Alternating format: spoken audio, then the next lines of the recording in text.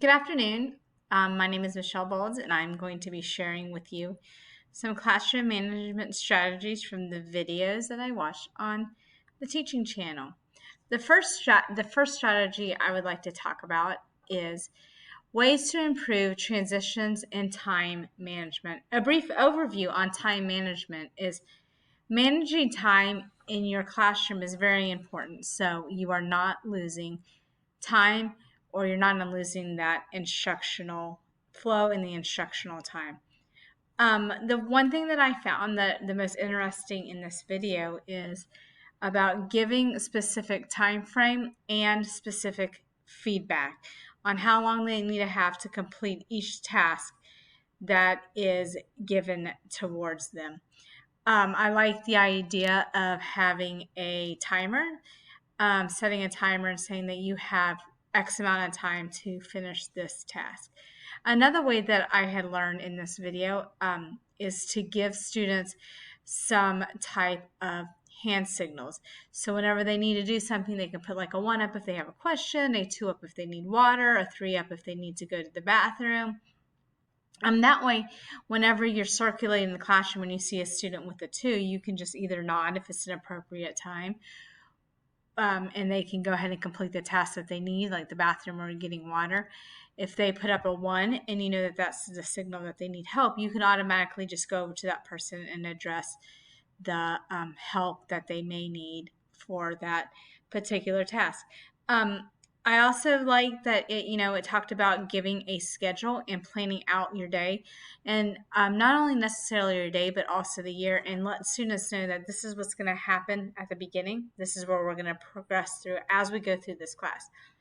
And as far as the day goes, it kind of also giving them a schedule or a time, like these are the tasks that we need to complete for the day, and giving them a set expectation for the day.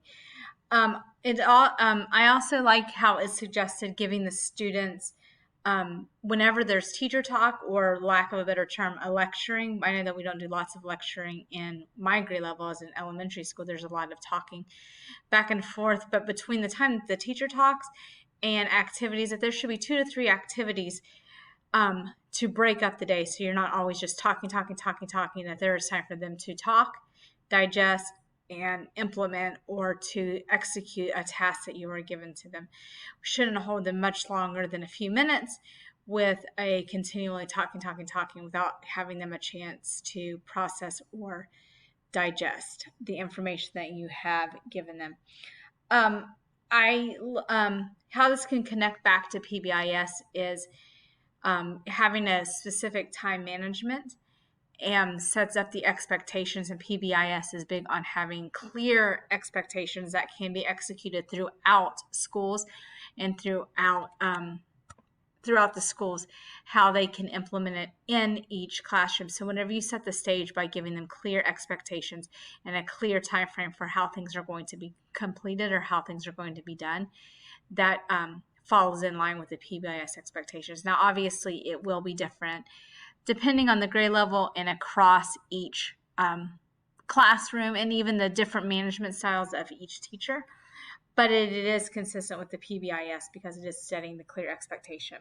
The strategies that I want to work harder at implementing in my classroom is the hand signals, because I do find myself sometimes, a student raises their hand, they ask, can I go to the bathroom? And I say yes, and it kind of disrupts the flow of the classroom. So if I can strongly implement the hand signals, I think that will help the flow of my classroom go better. And I also think how we can collaboratively do this is maybe set the stage for the entire school, starting in kindergarten, what each hand signal can mean. And if we can get that going throughout the school, it's going to be like second nature to the students, and it can help each grade level flow more fluid, because all the kids have the same expectations.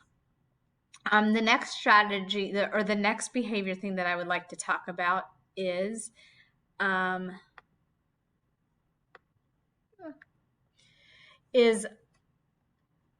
ways to deal with a chatty classroom. Now, I know that in my classroom, my students love to talk. They're fifth graders. They talk nonstop. They talk all the time.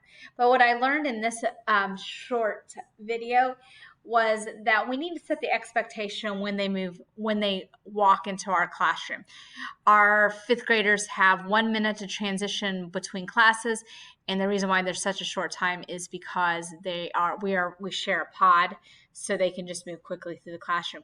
But when they come in, they're always talking and chatting and discussing what happened in the class before or whatnot. But I like this teacher stood at the door and held up a sign that said that I heart a silent start. So saying that whenever the kids come in, they know to be quiet. I do feel that there is some point where they do need to be able to chat or get it out before they come in to do instructions. But I think it needs to be limited and monitored and maybe have more of a directed chat once they get into the classroom. This video also talked about having hand signals. So there's also going back into classrooms with hand signals. And, the more that you allow the students to chat in the classroom or off-topic task, it sometimes leads to a disruptive classroom.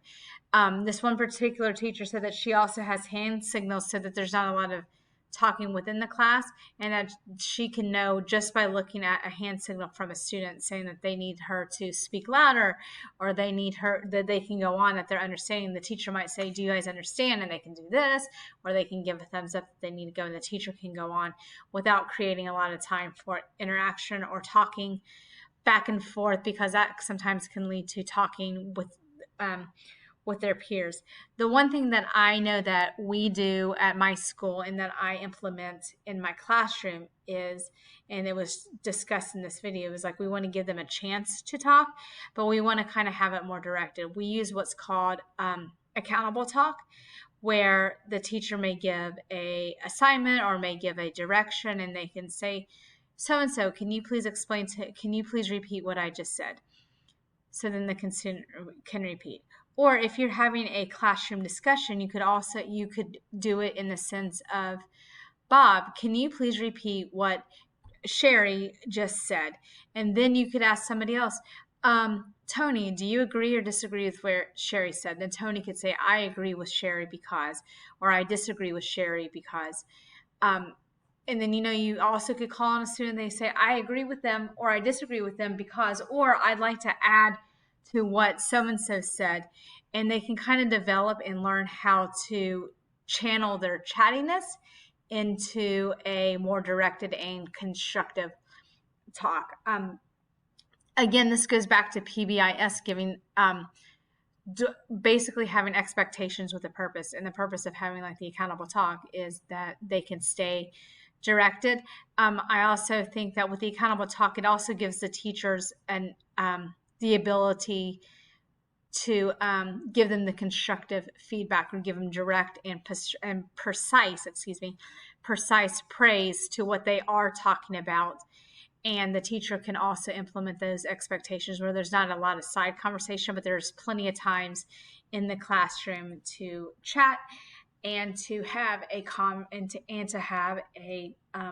conversation with their peers. I really like the accountable talk. I noticed that in my classroom, whenever they know that they're going to be able to have that chance for discussion, that it cuts down on the side chatter.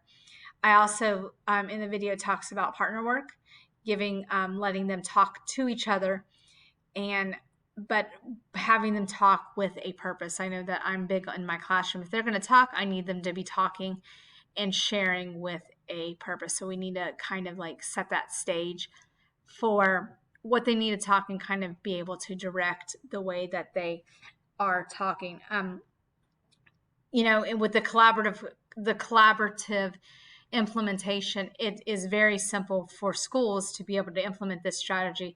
And I know that the various grade levels I have taught since accountable talk has been a thing, it has been something that has been implemented in many classrooms throughout the school, and it's supposed to be kind of make it a school-wide initiative so that the expectations are clearly stated, just like in the PBS models, that they need to be clearly explained and expected throughout the throughout their time in that school. And if we do that, we can cut down on side chatter, and we can also increase the academic talk within the classrooms. The last strategy that I have for you is classroom management during centers. Now, I know centers varies between grade levels and varies between classrooms and structures. I know that in fifth grade, we kind of don't necessarily do fun centers or do free type centers.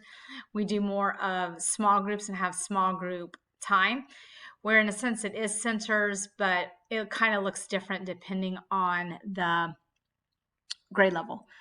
One of the management, the video that I watched and the tips that I got was from a teacher who teaches kindergarten. So kindergarten centers looks way different than a fifth grade center or a fifth grade small group. He talked about how, that you need to set up clear expectations. And where he was a new teacher and he was learning, he was talking about you just, orally give them the expectations. I know that in kindergarten, since they can't read, that you might have picture expectations posted so they know what they are supposed to do in centers. But in the older grades, you would have written expectations of what they need to do and what their task will be for each center. I liked how the teacher did remind them and clearly go over each expectation for each center, and that kind of will help your centers flow smoothly. I like that he did, and something that I do in my classroom is that he did turn the lights off when I want everybody to get quiet. I know in fifth grade it's kind of like you get eye rolls or whatever, but it does get their attention.